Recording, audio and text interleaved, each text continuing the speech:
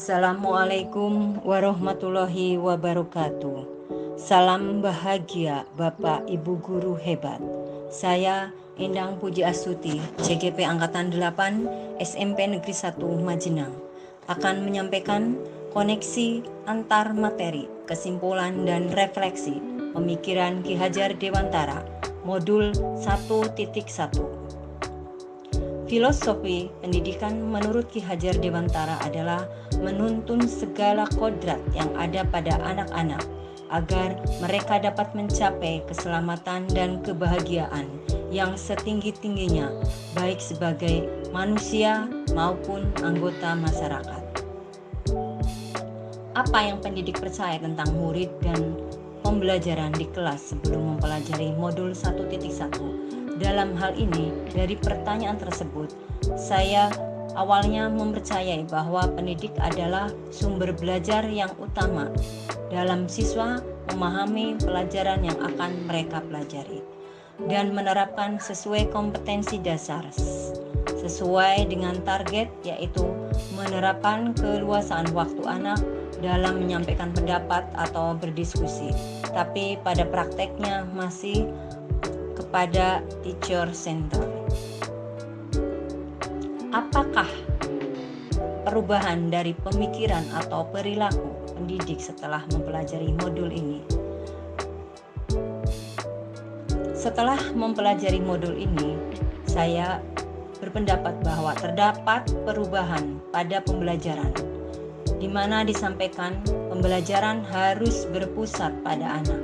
Pendidik bukanlah sumber belajar utama yang mereka perlukan. Ada banyak sumber belajar lainnya. Guru menuntun siswa dalam memilih sumber belajar lainnya, serta harus memberi ruang yang lebih banyak untuk mereka berdiskusi, sehingga ada ketertarikan materi yang sudah dipelajari. Begitu juga dengan pendidikan, harus mencoba berbagai metode atau model lainnya yang menarik dan berpusat pada siswa. Apa yang bisa pendidik terapkan dalam proses pembelajaran yang berpusat pada anak, yang mencerminkan pemikiran Ki Hajar Dewantara? Dalam hal ini, saya menyampaikan bahwa pertama, bagaimana kita membuat kesepakatan kelas. Kedua, menjalin kolaborasi. Ketiga, menciptakan suasana belajar yang menyenangkan.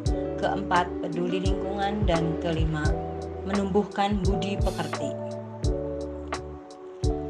Bagaimana kesepakatan kelas itu dibuat secara bersama-sama? Dalam suatu kelas kita melakukan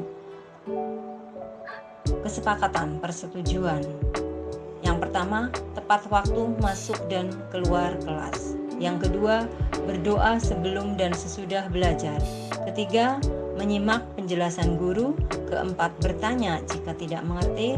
Kelima, saling menghormati sesama.